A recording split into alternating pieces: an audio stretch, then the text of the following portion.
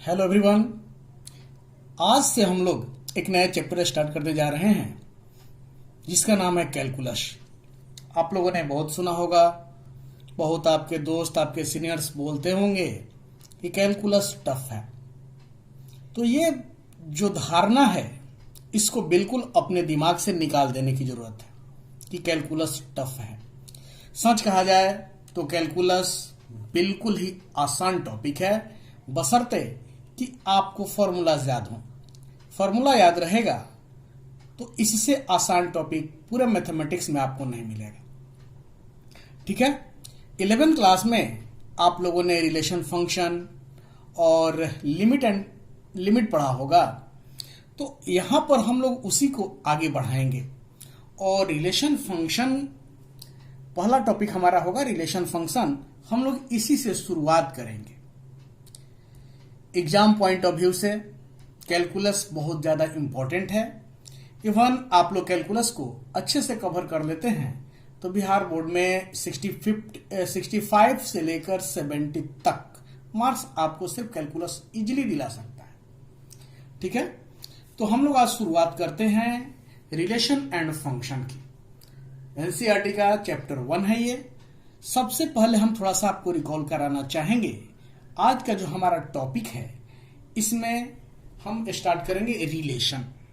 ठीक है, याद करिए 11th क्लास में आपने रिलेशन पढ़ा होगा। रिलेशन चैप्टर में आपने दो सेट का क्रॉस प्रोडक्ट निकालना भी सीखा होगा। और हम लोगों ने यह भी पढ़ा था कि जैसे ए और बी दो नॉन एम्प्टी सेट हैं तो इनका जो cross product A cross B है उस पर रिलेशन कैसे डिफाइन होता है।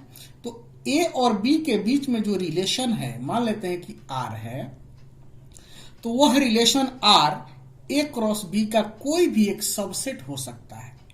यानी ए क्रॉस बी का कोई भी सबसेट उनके बीच के रिलेशन को रिप्रेजेंट कर सकता है।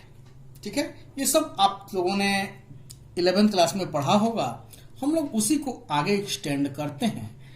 अब ऐसा करते हैं कि हम लोगों ने 11th क्लास में यह भी पढ़ा था कि दो सेट ए और बी हैं तो उनके बीच में रिलेशन कैसे एस्टेब्लिश होता है, और उसके कुछ टाइप्स पढ़ते हैं।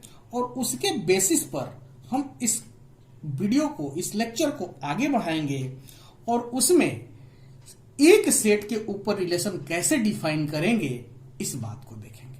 सबसे पहले हम दो सेट के लिए, ए और बी के लिए, कुछ रिलेशंस को डिफाइन करने का प्रयास करते हैं, कुछ टाइप्स पढ़ने का, समझने का प्रयास करते हैं। ठीक है, तो इसमें हम पहला हेडिंग देंगे। रिलेशन टॉपिक में हमारा पहला जो हेडिंग होगा types of relations. Types of relations.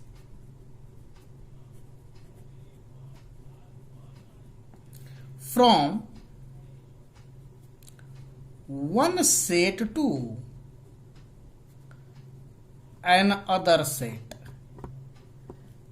Last class में हम लोग दो सेट के लिए ही पढ़ते थे, तो यहां भी हम शुरुआत उसी से कर रहे हैं कि types of relation from one set to another set. दो सेट लेकर बात करेंगे। पहला हम लेते हैं एम्प्टी रिलेशन। जैसा कि नाम से ही स्पष्ट है, वैसा रिलेशन जिसमें एक भी एलिमेंट न हो, है ना, वह रिलेशन क्या कहलाएगा? एम्प्टी रिलेशन कहलाएगा। जैसे मान लेते हैं कि दो सेट है, सेट ए और सेट बी, इनके बीच का एक रिलेशन है आर। ठीक है, तो वह रिलेशन एम्प्टी कब कहलाएगा? जब आर में एक भी एलिमेंट नहीं हो, यानी कि आर जो सेट है वो क्या है? फाई के बराबर है। लिखते हैं ए रिलेशन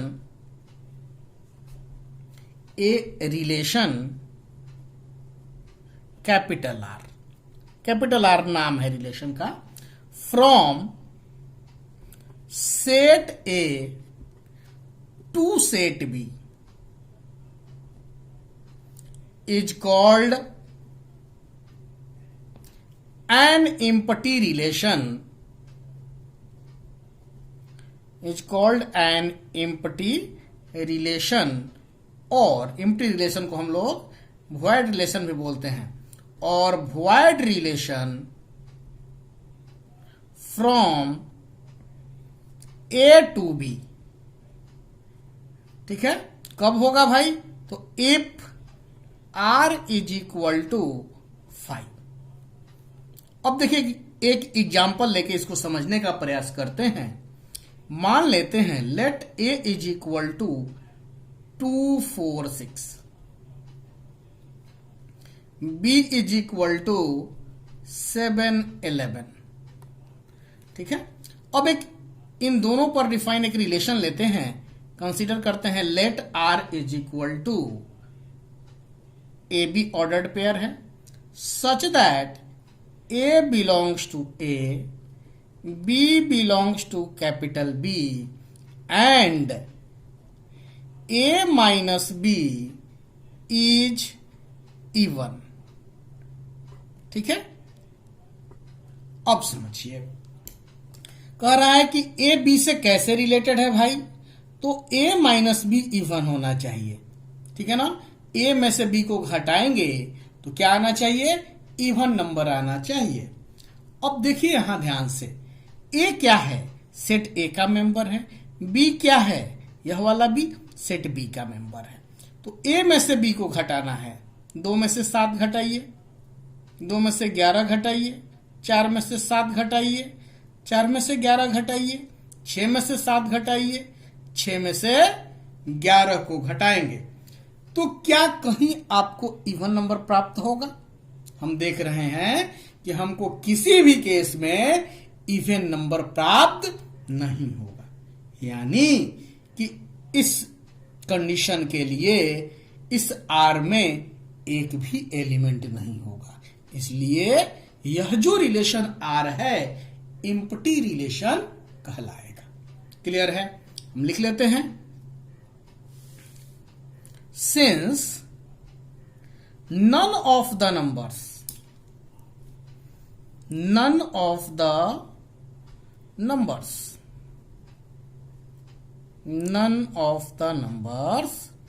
कौन कौन सा नंबर हम ले रहे हैं? 2 minus 7, 2 minus 7, 2 minus 11, 4 minus 7, 4 minus 11, 6 minus 7, 6 minus 11। ठीक है, is N even number, is an even number. इसका मतलब क्या हुआ भाई? हम देख रहे हैं कि 2 में से 7 घटाएंगे, किसी इन सबको देख लीजिए, कहीं भी रिजल्ट में आपको इवन नंबर नहीं आएगा। मतलब आर जो है इसमें एक भी एलिमेंट नहीं है, that mean R is equal to क्या? 5। इसलिए हम क्या करेंगे? कंक्लूड करेंगे कि हेंस आर क्या है? Is an empty relation. Hence R is an empty relation. कहां से कहां तक? तो from A to B, that mean set A to set B. Clear है? मैं समझता हूं कि सभी लोगों को समझ में आया होगा। अब हम लोग आगे बढ़ते हैं और दूसरे टाइप का रिलेशन पढ़ते हैं। इसका नाम है universal relation. Universal relation, universal relation. ठीक है, अब यूनिवर्सल रिलेशन क्या होगा? जैसे ए और बी के बीच का रिलेशन जिसमें ए क्रॉस बी के हर एक एलिमेंट शामिल हो, वह रिलेशन क्या कहलाएगा? यूनिवर्सल रिलेशन कहलाएगा। देखिए, ए रिलेशन आर नाम दे देते हैं, from set A to set B is said to be the universal relation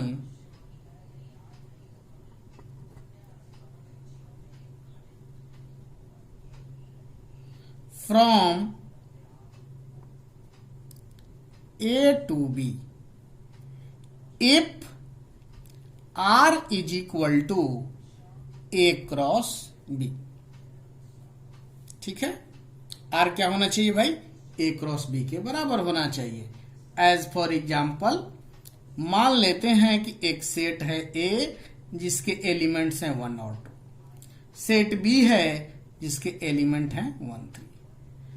अब एक रिलेशन हम कंसीडर कर रहे हैं R इज इक्वल टू 1, 1, 1, 3, 2, 1, 2, 3। अब एक चीज ध्यान से देखिए कि यह जो R है, यह जो R है क्या A क्रॉस B के बराबर है? क्या देख रहे हैं कि here R is equal to A cross B, है ना? जैसे 1, 1, 1, 3, 2, 1, 2, 3 सारे एलिमेंट इसमें है, यानी R A क्रॉस B के बराबर है। यानी hence R is the universal relation, R is the universal relation from A to B। Clear है? अब आगे बढ़ते हैं।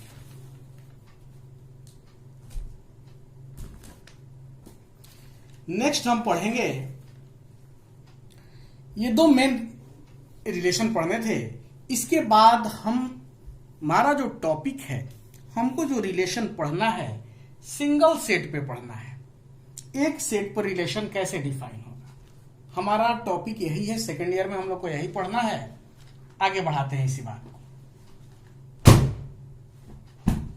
देखिए कैसे, हेडिंग देना है रिलेशन इन अ सेट।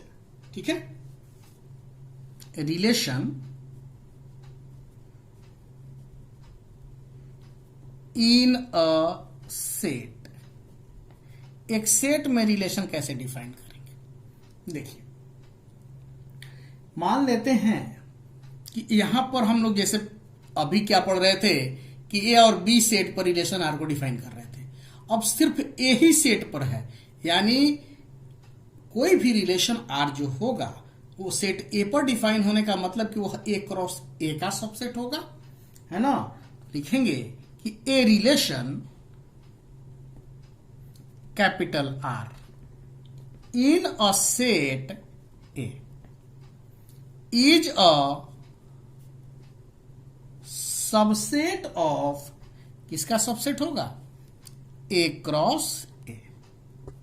ठीक है, ए क्रॉस ए का सबसेट होगा।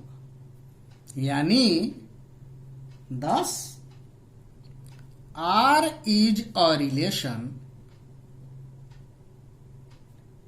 in a set A, R is a relation in a set A implies करेगा कि R जो होगा सबसेट होगा A क्रॉस A का। ठीक है, अब आगे बढ़ते हैं। एक पॉइंट को समझने का पहले प्रयास करेंगे, उसके बाद हम लोग थोड़ा सा डोमेन रेंज की चर्चा कर लेंगे और उसके बाद हम लोग टाइप्स पे आ जाएंगे। चलिए देखिए, जैसे मान लीजिए, नोट करके लिखेंगे, मान लेते हैं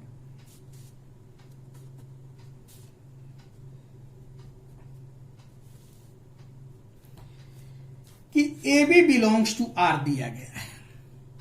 if A B belongs to R, इसका मतलब क्या हुआ? हम इसका मतलब यही कहेंगे कि ए जो है ना बी से रिलेटेड है। किसके तहत?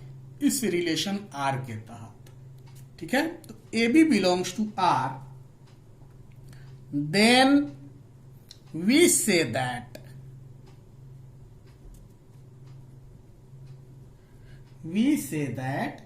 A is related to B A is related to B and right, उसको कैसे लिखेंगे भाई, A related to B. Clear है?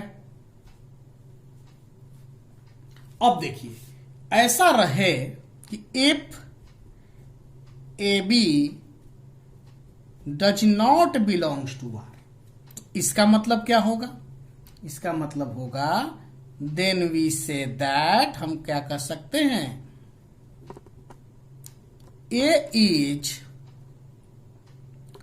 Not related, A is not related to B, और इसको कैसे लिखेंगे, एंड राइट ए, इसको काट देंगे आर को, ए नॉट रिलेटेड टू बी। अब चलिए एक एग्जाम्पल लेके देखते हैं, इसको समझने का प्रयास करते हैं।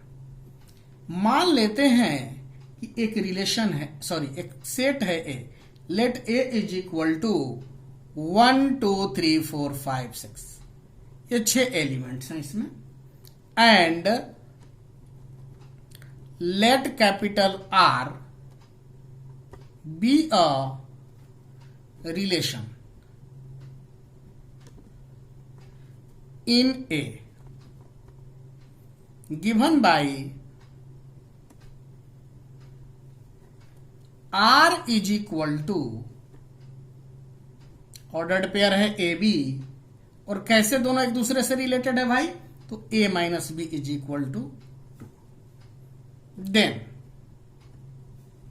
R इज इक्वल टू, देखिए क्या है, कह रहा है कि ए बी से रिलेटेड है, कैसे कि ए में से बी को घटाएं तो 2 मिल जाए, तो क्या लिखेंगे हम, किस में से किसको घटाएंगे, देखिए एलिमेंट है आपके पास 1 से लेकर 6 तक, इन्हीं नंबर में देखना है कि किस में से किसको घटाएंगे कि 2 आ जाएगा। देखिए तो 3 1, 3 में से घटाएंगे 2 आएगा, उसी तरह से क्या 4 2, 5 3, फिर 6 4, यही ना।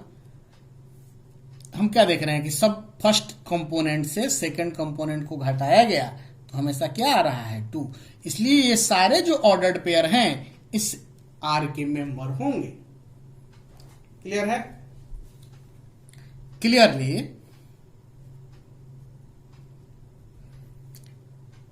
जब मेंबर है तो 3 क्या होगा, रिलेटेड होगा 1 से, 4 क्या होगा, रिलेटेड होगा 2 से, 5 रिलेटेड होगा 3 से, 6 रिलेटेड होगा किससे, 4 से। लेकिन यहां एक बात समझनी होगी आपको कि 3 1 से रिलेटेड है, तो इसका मतलब ये नहीं है कि 1 भी 3 से रिलेटेड है। क्यों नहीं रिलेटेड होगा भाई, क्योंकि 1 3 लिखेंगे तो 1 माइनस 3 करेंगे तो 2 नहीं आएगा, -2 आ जाएगा, इसलिए 1 3 से रिलेटेड नहीं है। 1 नॉट रिलेटेड टू 3, ठीक है, 2 not related to 4, 5 not related to 6, ठीक है ना। क्यों? क्योंकि इसमें से इसको घटाएंगे तो 2 नहीं आएगा, एटसेट्रा। अब चलिए हम और रिकॉल कराते हैं आपको, डोमेन और रेंज किसी भी रिलेशन का कैसे निकालेंगे। 2 सेट के लिए आपने देखा था, अब हम लोग यहां पर सिंगल सेट के लिए डोमेन एंड रेंज निकालना सीखते हैं। हेडिंग देंगे domain and range of a relation, domain and range of a relation. देखिए कैसे, जैसे कोई भी रिलेशन आर है तो हम लोगों ने पढ़ा था कि आर के जितने भी ऑर्डर्ड पेयर होंगे उनके फर्स्ट कंपोनेंट का जो सेट होगा वो डोमेन कहलाएगा, और जो सेकंड कंपोनेंट का सेकंड कोऑर्डिनेट का जो सेट होगा वो क्या कहलाएगा, रेंज कहलाएगा। देखिए कैसे, लिख लेते हैं इसको, let capital R B a relation in a set A, then the set of all first coordinates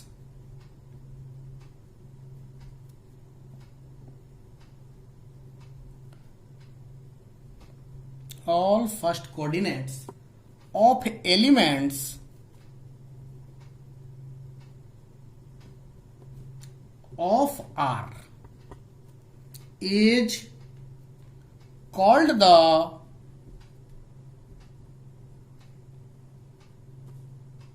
domain of R। इसको लिखेंगे कैसे? Written as DOM of R and the set of all second components and the set of all second coordinates of R is called the range of R। और इसको हम लोग represent कैसे करेंगे? तो लिख देते हैं return as range of R। Clear है? Therefore dom of R, that mean domain of R कैसे डिफाइन हो रहा है? जैसे कोई ऑर्डर्ड पेयर ए बी है, ठीक है, तो उसका जो ए का सेट होगा, यही ना, किसी भी रिलेशन में ए बी ऑर्डर्ड पेयर है तो हर एक ए का सेट, यानी कि ए बी में से ए लेना है जो कि आर में है ना, तो वो क्या कहलाएगा? उनका जो सेट होगा, फर्स्ट कंपोनेंट का सेट जो होगा वो डोमेन बतलाएगा। उसी तरह से रेंज ऑफ आर निकालना होगा तो क्या हो जाएगा? ए बी में क्या है? बी ना है सेकंड कंपोनेंट, तो B such that A B, हर एक ए बी किससे है? आर से बिलोंग करता है। एज फॉर एग्जाम्पल, देखिए एक एग्जाम्पल ले रहे हैं। जैसे मान लेते हैं, कंसीडर करते हैं, let A is equal to 1 2 3 4 dot dot dot 15 and 16, 1 से लेकर 16 तक एलिमेंट हैं इसमें। और यहीं पर एक हम लोग रिलेशन लेते हैं, and relation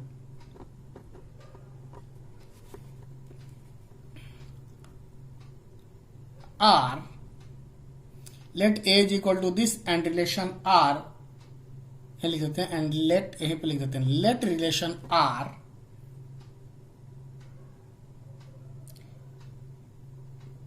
in A given by R is equal to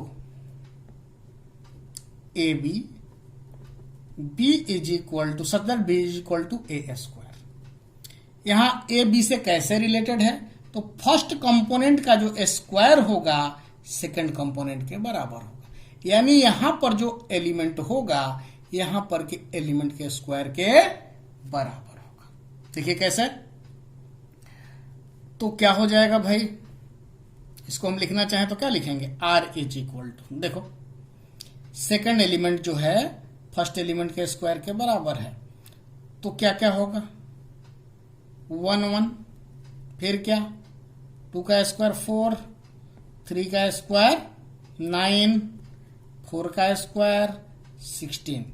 अब 5 का स्क्वायर नहीं ले सकते, क्यों? क्योंकि 25 आएगा जो कि इस सेट में नहीं है, तो यही एलिमेंट होंगे इसके। अब चलिए हमें क्या करना है? इसका डोमेन निकालना है। तो हमने बार बार कहा कि डोमेन क्या होगा? फर्स्ट कोऑर्डिनेट का सेट, तो 1 2 3 4 यही होगा, 1 2 3 4। और रेंज क्या हो जाएगा भाई?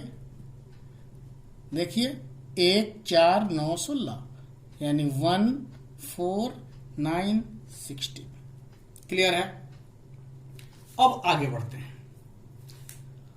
अब हम अपने टॉपिक पे आते हैं।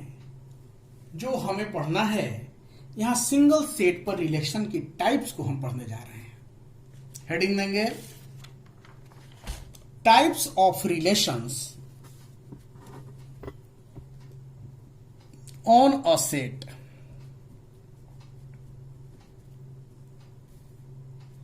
Types of relations on a set. Types of relations on a set. देखिए ध्यान से, इसमें हम लोग पहला पढ़ेंगे एम्प्टी रिलेशन, जिसको कि हम क्या बोलते थे, वॉइड भी बोल रहे थे, और वॉइड रिलेशन। देखिए कैसे, बिल्कुल सेम तरीका से जो अभी हमने दो सेट के लिए पढ़ा था उसी टाइप से हम इसको भी पढ़ेंगे। A relation R in a set A, in a लिखिए चाहे ऑन अ सेट ए लिखिए, की बात है, इज सेड टू बी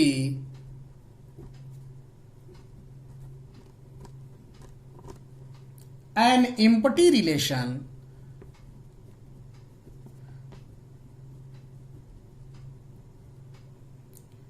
कब, if R is equal to 5, that is no element of A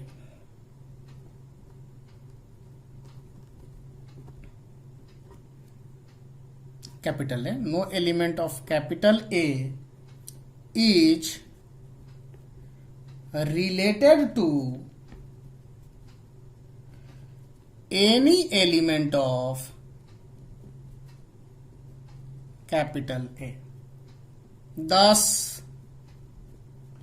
R is equal to क्या, 5 भी तो A क्रॉस A का मेंबर ही है ना, सॉरी A क्रॉस A का सबसेट ही है ना, ठीक है, तो एक रिलेशन होगा, और इस R में एक भी एलिमेंट नहीं है, इसलिए एम्प्टी रिलेशन हो जाएगा। एग्जाम्पल लेते हैं, let A is equal to 1 2 3 4 5 and let capital R be a relation in A, और यह किस तरह से डिफाइन है, तो given by R is equal to A B such that A minus B is equal to 6।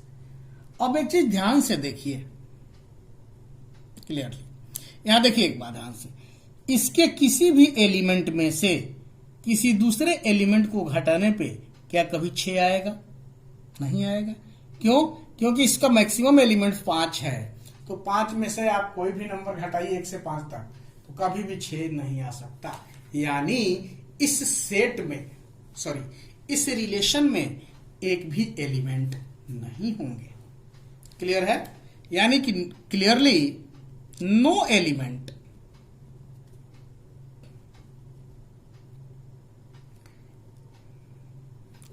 A B belongs to A cross A satisfies the property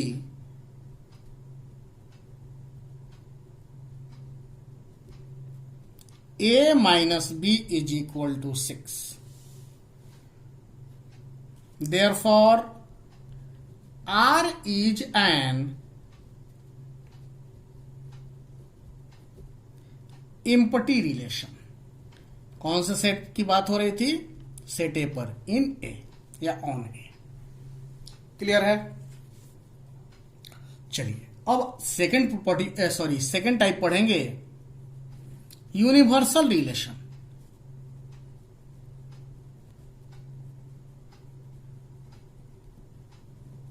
universal relation देखिए, मान लेते हैं एक रिलेशन है, a relation R in a set capital A is called a universal relation if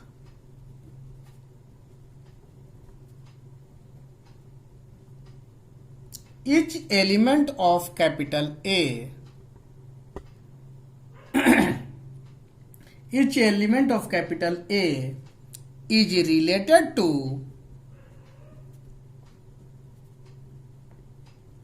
every element of capital है। 10 are क्या हो जाएगा, ए क्रॉस ए के बराबर हो जाएगा। तो ए क्रॉस ए जो है ए क्रॉस ए का सबसेट भी होगा। तो यह जो आर हुआ वो क्या हो जाएगा, is the universal relation on A.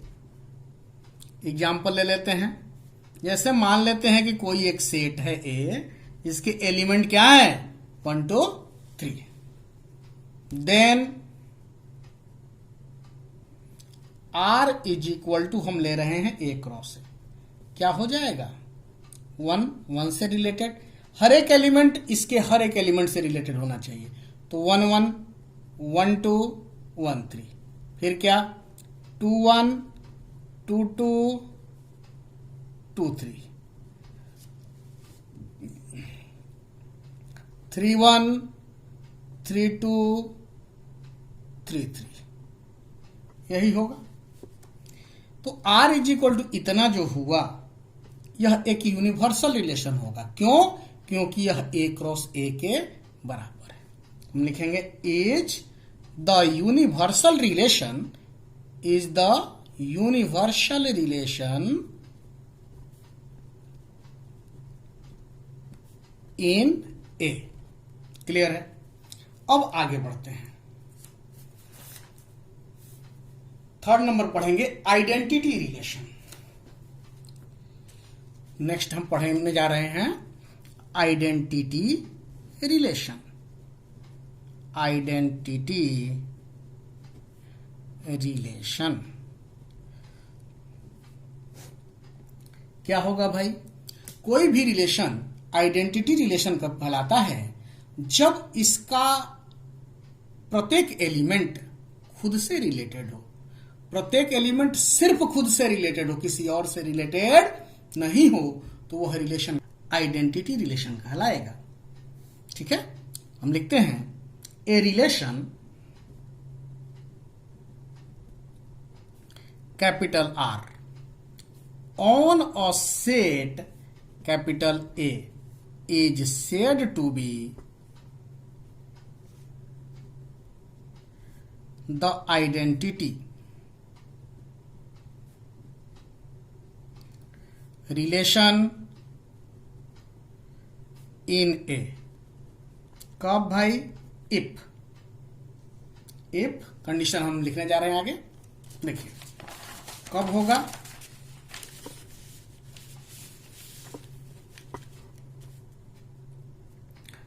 If R is equal to, देखिएगा ध्यान से, ए बी, जहां ए जो है सेट ए से बिलोंग कर रहा है, बी भी सेट ए से ही बिलोंग कर रहा है, and A is equal to क्या, बी है। ये दोनों बराबर है, यानी खुद से रिलेटेड हुआ ना। 10 आइडेंटिटी रिलेशन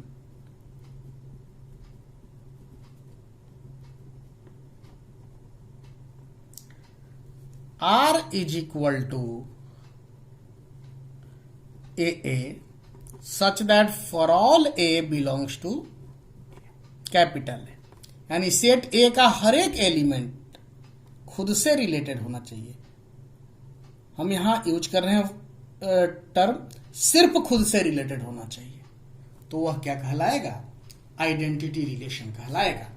अब किसी भी सेट A पर जब आइडेंटिटी रिलेशन डिफाइन हो रहा है तो उसको हम लोग आई ए से रिप्रेजेंट करते हैं।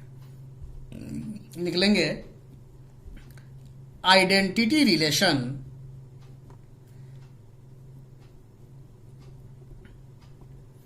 on set A is also denoted by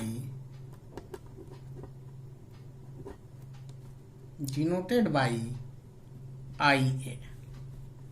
As for example, let A is equal to 1 2 3 4. ठीक है, then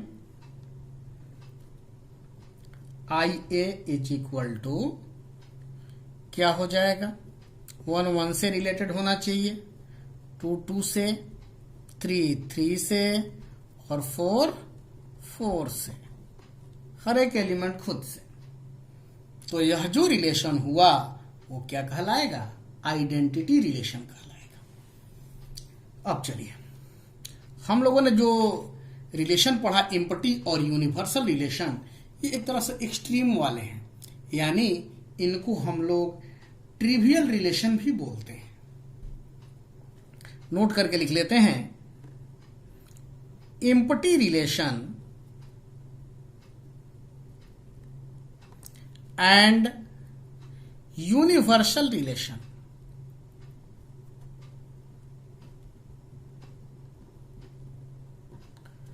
are called trivial relations.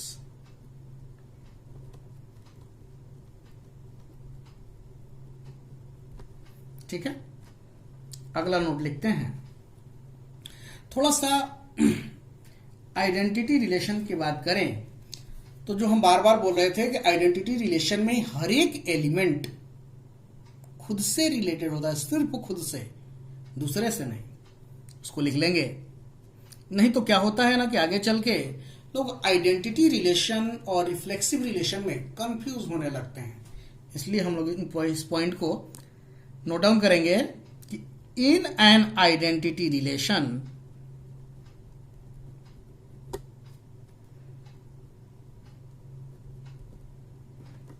in every element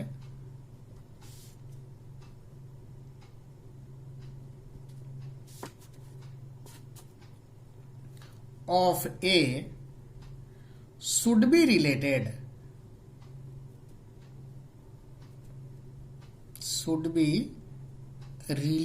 to itself only, सिर्फ और सिर्फ खुद से रिलेटेड होना चाहिए। अब आते हैं, हम लोग आगे बढ़ते हैं और अगले टाइप पर आते हैं। फोर्थ नंबर टाइप है, नाम है जिसका रिफ्लेक्सिव रिलेशन। रिफ्लेक्सिव रिलेशन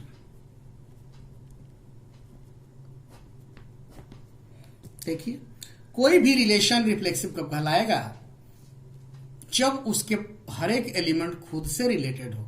यहां पर बाउंडेशन नहीं है कि सिर्फ खुद से रिलेटेड हो, बाकी से भी रिलेटेड हो सकते हैं, लेकिन खुद से रिलेटेड होने जरूरी है। A relation capital R on a non empty set A is said to B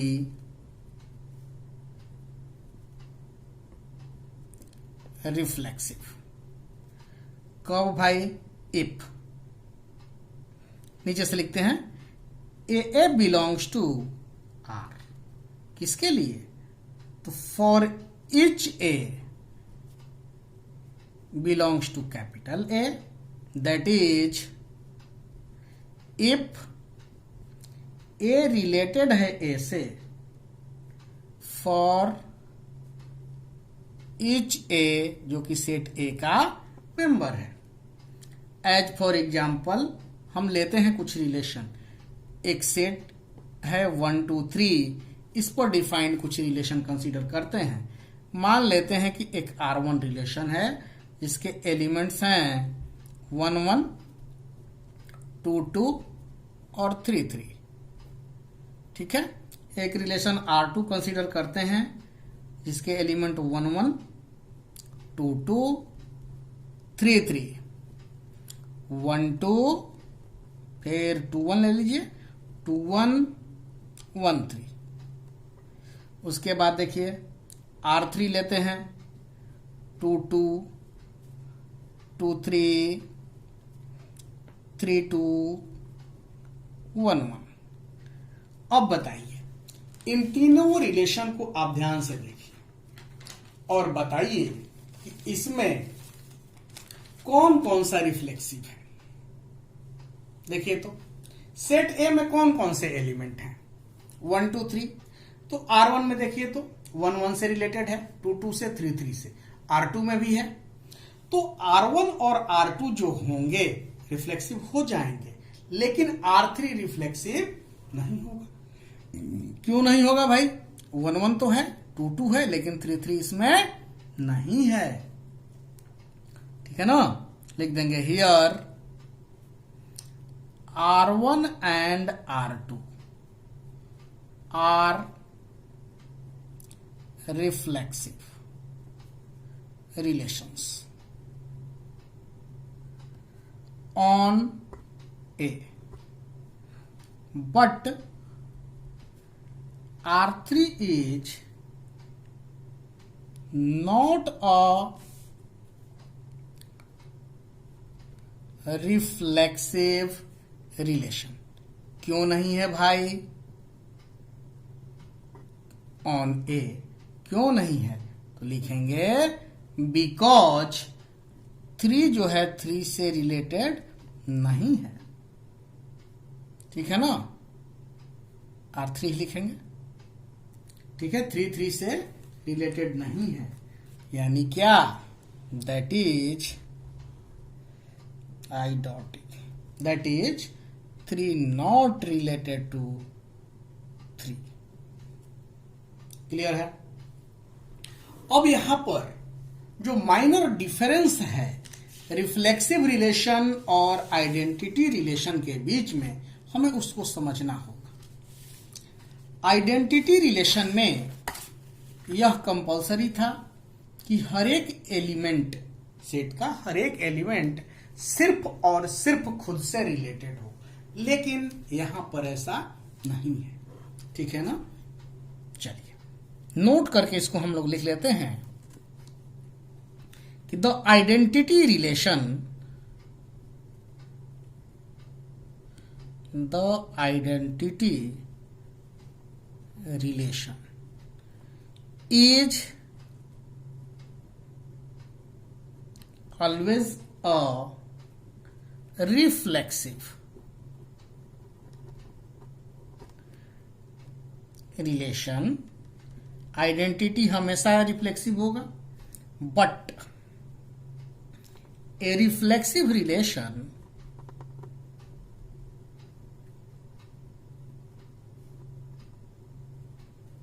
may or may not be, may or may not be the identity relation।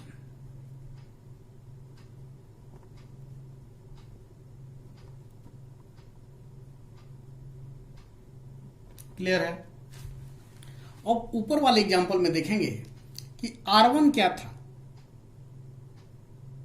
Reflexive और आइडेंटिटी दोनों था, लेकिन R2 सिर्फ reflexive था, identity relation वह नहीं था।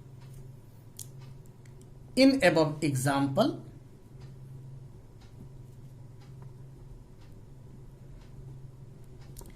R1 is both reflexive and identity relation,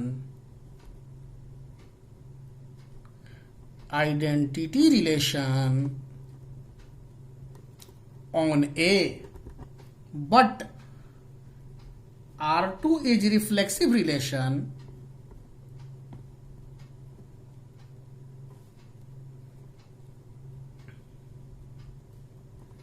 on A, but not an identity relation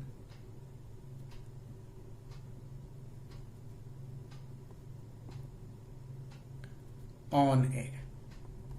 ठीक है, R1 क्या था, R1 में एलिमेंट क्या थे 1 1 2 2 3 3, तो रिफ्लेक्सिव भी हुआ और आइडेंटिटी भी हो गया। लेकिन R2 में इसके अलावे भी एलिमेंट थे, इसलिए यह रिफ्लेक्सिव तो हुआ लेकिन यह आइडेंटिटी नहीं हुआ।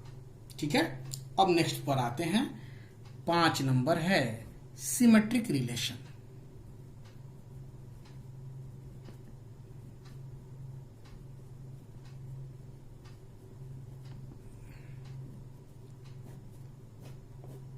सिमेट्रिक रिलेशन, देखिए सुन लीजिए एक बार ध्यान से। किसी भी सेट के दो मेंबर, मान लेते हैं कि ए और बी दो मेंबर हैं, ए बी से रिलेटेड है तो बी भी ए से रिलेटेड हो। ऐसी कंडीशन में वह रिलेशन सिमेट्रिक रिलेशन कहलाएगा। यानी कोई भी रिलेशन सिमेट्रिक है और ए बी से रिलेटेड है तो बी भी ए से रिलेटेड होगा। A relation R on a non-empty set A is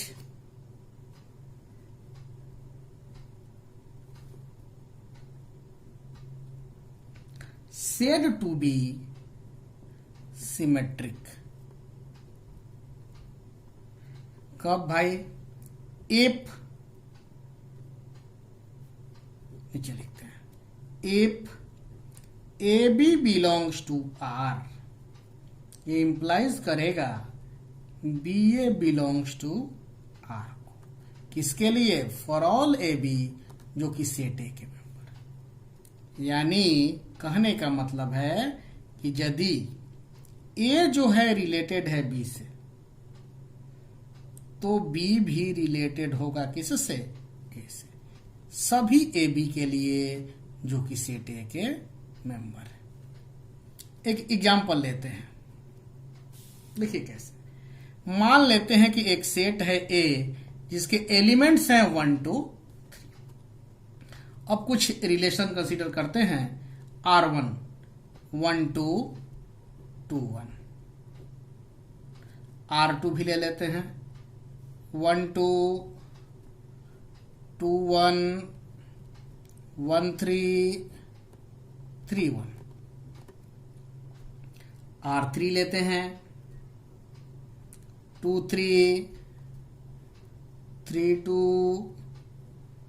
2 2, R4 लेते हैं 2 3 3 1 1 3। अब देखिए इनको ध्यान से। R1 में क्या है, 1 2 से रिलेटेड है तो 2 भी 1 से रिलेटेड है। R2 में 1 2 से 2 1 से, 1 3 है तो 3 1 भी है। तो R3 में देखिए 2 3 से तो 3 2 से, 2 2 से है तो इसको भी उलटिएगा तो 2 2 ही आएगा। अब R1 R2 R3 में हम देख रहे हैं कि ये तीनों सिमेट्रिक रिलेशन हैं, लेकिन R4 को ध्यान से देखिए, ये सिमेट्रिक नहीं है। क्यों नहीं है भाई, क्योंकि 2 3 से रिलेटेड तो है लेकिन 3 2 से रिलेटेड इसमें नहीं है। 2 3 मेंबर है लेकिन 3 2 नहीं है, इसलिए R4 आपका सिमेट्रिक नहीं होगा। क्लियर है, क्या हम देख रहे हैं, देखिएगा ध्यान से। Here R1 R2 R3 are symmetric relation on A, but R4 is not a symmetric relation on A। क्यों भाई, तो बिकॉज 2 3 देखिए R4 में है, लेकिन क्या देख रहे हैं कि 3 2 not belongs to R4। Clear है। अब आते हैं हम लोग नेक्स्ट टाइप पर, 6 नंबर टाइप्स। जिसको कहेंगे ट्रांजिटिव रिलेशन। जैसे ए बी से रिलेटेड है, बी सी से रिलेटेड है, तो ए भी सी से रिलेटेड होगा। A relation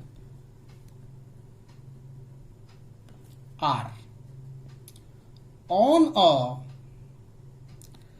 non empty set capital A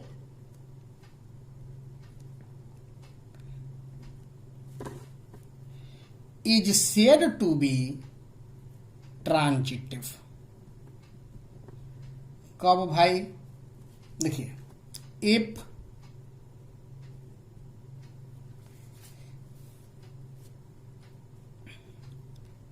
AB belongs to R, BC belongs to R, क्या हो जाएगा? AC belongs to R। For all ABC belongs to A, that is if A related है B से and B related है C से, तो ऐसी condition में A भी C से रिलेटेड होगा। ठीक है, एक एग्जांपल लेकर इसको हम समझने का प्रयास करते हैं। देखिए कैसे।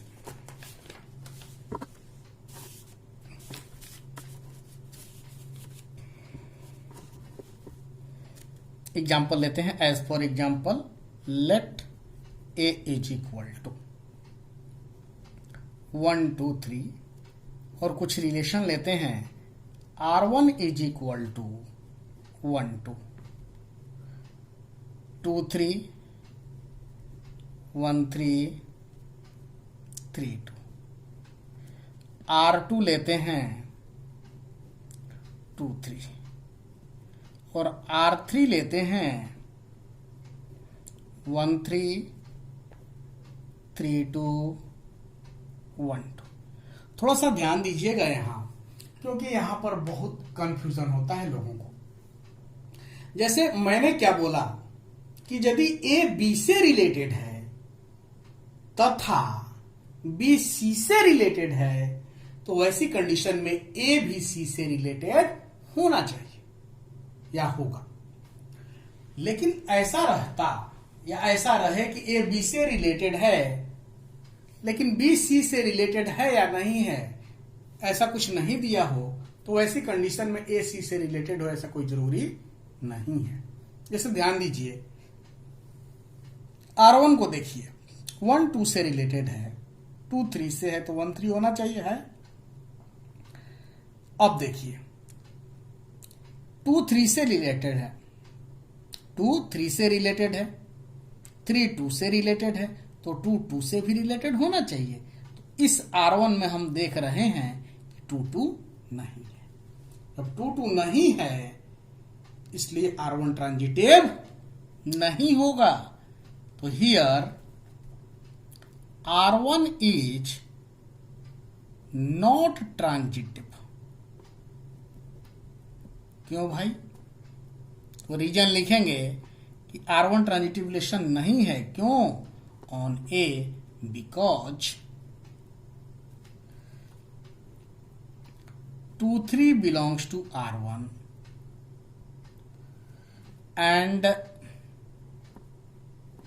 3 2 also belongs to R1, but 2 2 does not belongs to R1। ठीक है, 2 2 भी होना चाहिए था, जो कि नहीं है, इसलिए R1 ट्रांजिटिव नहीं है। फिर आगे बढ़ते हैं अगेन। अब R2 को देखा जाए। R2 को हम लोग क्या कह देंगे? इजीली कह सकते हैं। बहुत लोग क्या करता है, देखेगा कि 2 3 है, अब तो आगे कुछ देखता नहीं है, फटाक से क्या बोलते हैं लोग कि यह ट्रांजिटिव नहीं है। लेकिन यहां एक बात ध्यान देने की जरूरत है। 2 3 तो है, क्या 3 समथिंग है? क्या नहीं है ना। यदि 3 समथिंग होता तब हम देखते कि 2 और वो समथिंग आया कि नहीं, तब ना देखते। लेकिन ऐसी कंडीशन ही अराइज नहीं हो रही है, तो हम ऐसा नहीं कर सकते कि यह ट्रांजिटिव नहीं, यानी यह रिलेशन ट्रांजिटिव है। इसका रीजन लिखेंगे, इसका लॉजिक लिखेंगे। देखिए कैसे, देखिए R2 ट्रांजिटिव होगा। क्यों होगा भाई? R2 is transitive relation on A because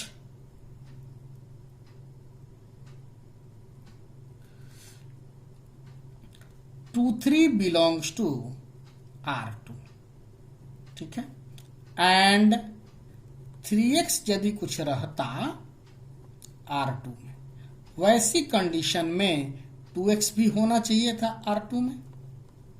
यही हमारा प्रॉपर्टी कर रहा था ना, इसकी कंडीशन कर रही थी। लेकिन आप बताइए तो 2 3 तो है इसमें, लेकिन 3x जैसा कुछ है क्या? यदि ऐसा होता तब ना हम इसको देखते, तब ना कहते कि ये नहीं है तो ट्रांजिटिव नहीं है, लेकिन ये तो है ही नहीं ना 3x। तो हम लिख लेंगे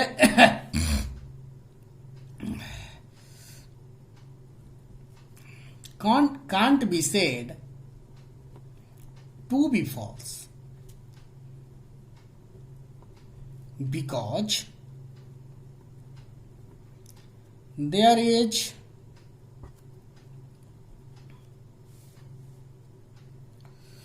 no 3x belongs to R2, that is 3 is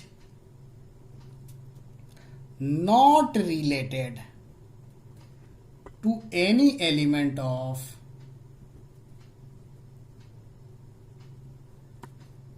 A, ठीक है। अब चलिए नेक्स्ट पर आते हैं। R3 1 3 है, 3 2 है, 1 2 भी है, तो यह ट्रांजिटिव हो जाएगा। R3 is transitive relation on A, ठीक है। अब आते हैं हम नेक्स्ट पर।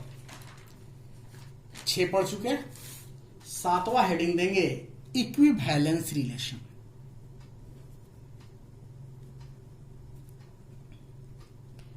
इक्विवेलेंस रिलेशन, कोई भी रिलेशन इक्विवेलेंस कब होता है? तो मान लेते हैं कि एक नॉन एम्प्टी सेट ए पर डिफाइंड रिलेशंस हैं, और वह रिलेशन इक्विवेलेंस रिलेशन कहलाएगा कब? यदि वह रिफ्लेक्सिव भी हो, सिमेट्रिक भी हो और ट्रांजिटिव भी हो। यानी जब यह तीनों होगा तो हम कह सकते हैं कि वह पर्टिकुलर रिलेशन इक्विवेलेंस रिलेशन है, ठीक है। A relation are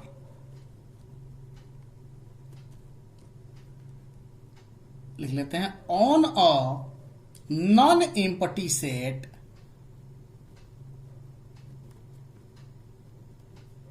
capital A is said to be an equivalence relation.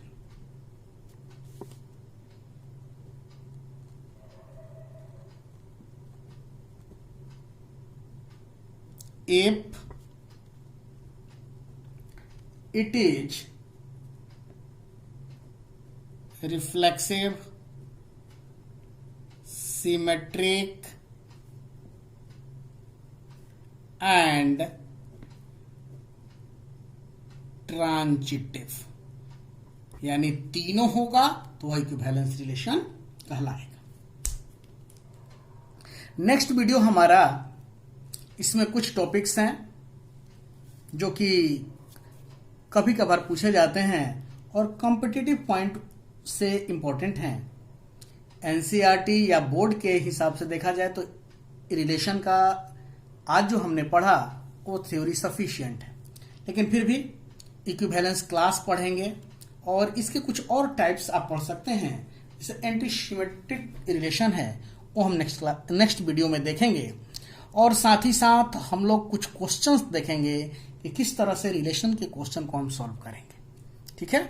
तो इसके लिए आप लोग नेक्स्ट वीडियो का वेट कीजिए, बहुत जल्द आपको भी मिलेगा। Thank you.